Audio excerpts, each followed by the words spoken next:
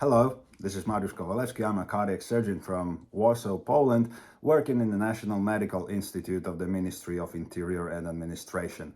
I'm involved mostly in arrhythmia surgery, and this is why it's my particular privilege and immense pleasure to invite you all to the EACTS course on arrhythmia we'll be having on 20 to 21st June this year here in Warsaw.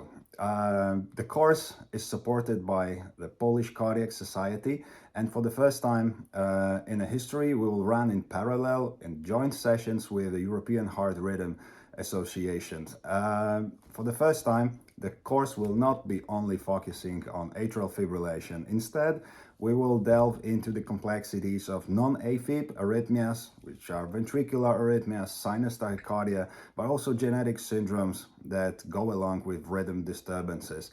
The course is designed as Level 2 Academy EACTS, so basically designed for cardiac surgeons in training, but specialists in cardiac surgery, cardiologists, electrophysiologists, and everybody whose main interest is arrhythmia are welcome to join us.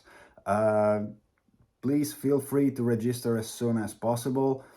The course is taking place on 21st June this year. Thank you and see you all in Warsaw.